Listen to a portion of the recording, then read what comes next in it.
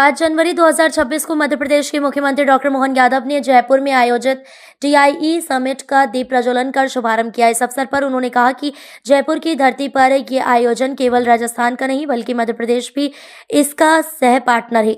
उन्होंने राजस्थान को भगवान की विशेष कृपा से संपन्न प्रदेश बताते हुए कहा कि मोती डोंगरी में विराजमान गणपति जी की कृपा से ये भूमि सदैव प्रगति के पथ पर अग्रसर रही है। मुख्यमंत्री ने कहा कि जयपुर और राजस्थान के लोगों ने हर कठिन दौर में संघर्ष करते हुए अपनी विशिष्ट पहचान बनाए रखी है। यही मारवाड़ियों की पहचान है। उन्होंने स्पष्ट किया कि मारवाड़ी शब्द का तात्पर्य केवल किसी क्षेत्र विशेष से नहीं बल्कि भारतीयों की उस विशेषता से है जो हर चुनौती में से अवसर निकालने की क्षमता रखती है। प्रधानमंत्री नरेंद्र मोदी इसे आपदा में अवसर के रूप में परिभाषित करते हैं। डॉक्टर यादव ने कहा कि अब देश में आर्थिक और औद्योगिक विकास का नया संतुलन बन रहा है। इससे पहले IT और नवाचार के लिए निगाहें दक्षिण भारत की ओर जाती थीं, लेकिन अब राजस्थान और मध्य प्रदेश जैसे राज्य भी तेजी से उभर रहे हैं। उन्होंने इसे प्रतिस्पर्धा नहीं बल्कि स्वस्थ प्रतिस्पर्धा बताया जो पूरे भारत को आगे ले जाने वाली है। मुख्यमंत्री ने कहा कि आज यशस्वी प्रधानमंत्री नरेंद्र मोदी के नेतृत्व में भारत को वैश्विक मंच पर नई पहचान मिल रही है। उन्होंने भारत के स्वर्णिम अतीत का उल्लेख करते हुए कहा कि विक्रमादित्य का काल और महाभारत का युग गौरवशाली रहा है, लेकिन वह केवल इतिहास नहीं रहा। आज वही स्वर्णिम काल आधुनिक भारत में साकार होता दिखाई दे रहा है। उन्होंने कहा कि प्रधानमंत्री मोदी के नेतृत्व में सभी राज्यों और सभी क्षेत्रों को समान अवसर मिल रहे हैं। इससे बेहतर समय भारत के विकास और नवाचार के लिए नहीं हो सकता।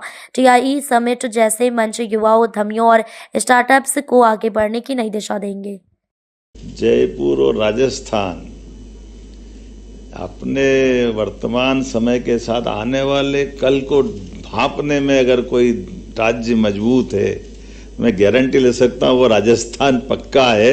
उसके बाद नंबर किसी का आता है। तमाम कठिनाइयों के बावजूद भी राजस्थान के व्यापार, व्यवसाय, स्वाद से लेकर के अपने अलग प्रकार की दुनिया में पहचान बनाने के लिए मारवाड़ी लोगों की अपनी एक पहचान, और मारवाड़ी से तात्पर्य भारतीय लोगों की ही विशेषता है कि चुनौतियों में से अवसर निकालना, जिसको माननीय प्रधानमंत्री जी आपदा में से अवसर कहते हैं। तो आपदा में से अवसर निकालते हुए ये कितना अच्छा लगता। हमारे लोग मध्य प्रदेश से MR10 के ऊपर से अपने संस्थान खड़े करते हुए कि राजस्थान हो, मध्य प्रदेश हो, आम तौर पर ये सारी चीज़ों के लिए साउथ की तरफ निगाह जाती थी, और साउथ ने IT सेक्टर से लेकर सभी क्षेत्रों में अपनी एक पहचान बनाई भारत के अंदर।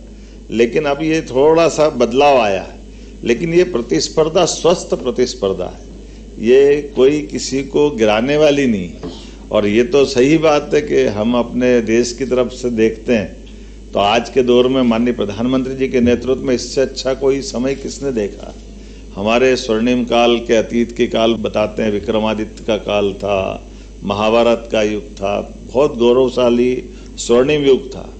लेकिन ये अतीत की बातें आज यथार्थ में भी दिखाई दे रही है।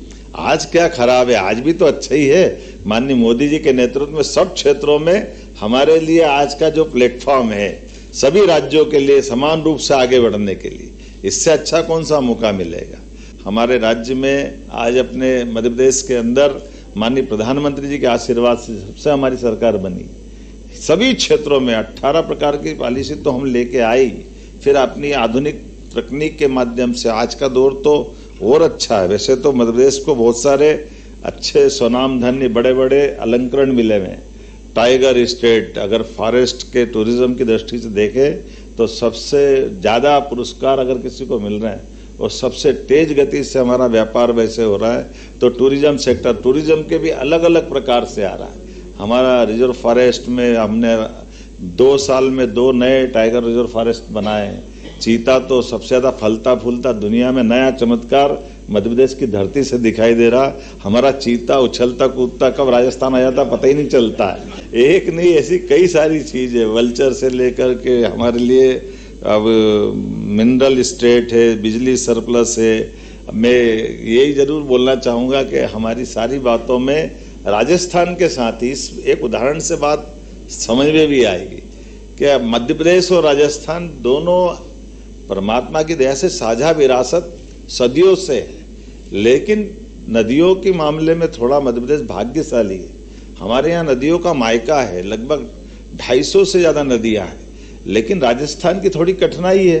अब ये परमात्मा की लीला है, कोई बात नहीं, लेकिन बहता पानी बहते बहते कहाँ छिपरा का पानी चंबल में, चंबल का पानी यमुना में, यमुना का गंगा सागर में जा रहा, पार्वती काली सिंध इनके सबके समाहित होते हुए यमुना से वो गंगा सागर में जा रहा, और जाते हुए पानी को कोई नहीं रोक पा रहा।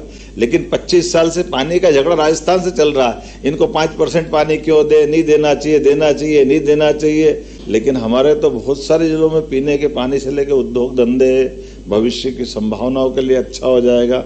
हमने कहा बिल्कुल कर देंगे, 5% क्या 7% भी देना हो तो दे देंगे, हमारा ही तो भाई। हमारे लिए अगर अपने राज्यों के अंदर ये स्वस्थ प्रतिस्पर्धा में सामंजस्य भी चाहिए, सौहार्दता भी चाहिए, परस्पर बंधुभाव भी चाहिए। कोई भी व्यापार व्यवसाय के व्यवसायी आते हैं तो वो दो बातों के लिए जरूर इस बात का आश्वस्ति चाहते हैं। एक तो कोई व्यापार व्यवसाय करने आ रहा तो वो निवेश करने आ रहा है, तो निवेश भी करे, लेकिन निवेश में इज्जत भी होना चाहिए। इज्जत हो तो संघर्ष तो वो कर लेंगे, लेकिन अनावश्यक रूप से कोई इसको हतोत्साहित करे, उसकी बातों को समझने में अगर कोई उनके लिए लगता है कि उनकी निगाह ऊंची नीची होती है, तो इससे सरकार के लिए प्रश्न है, सरकार के मुखिया के लिए भी प्रश्न है। इस सारे मामलों में निश्चित रूप से डंके की चोट आगे की बात करे और उसमें अपनी बात करे तो सरकारी व्यवधान तो खत्म होना ही चाहिए, और सरकारी व्यवधान तो नेतृत्व खत्म कर सकता है। सरकारी सिस्टम में सुधार लाना यही तो सरकार का काम। आज देश में सबसे तेज गति से निवेश लाने वाले 3 राज्यों में से मध्य प्रदेश का एक स्थान बना है।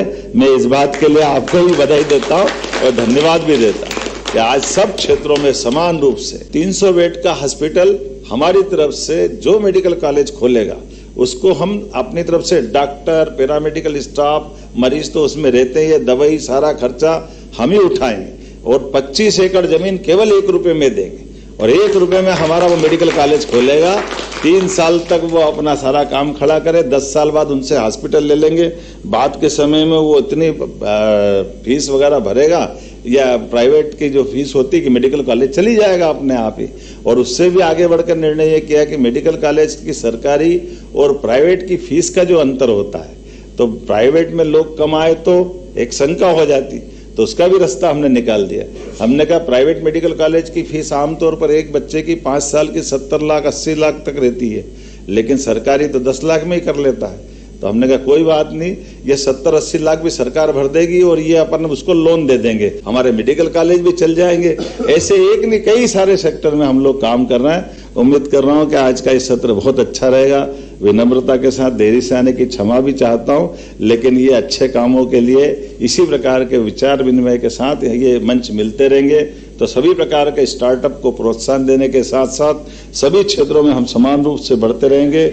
मेरी अपनी ओर से पुनः आप सबका वंदन, अभिनंदन, बहुत बहुत धन्यवाद।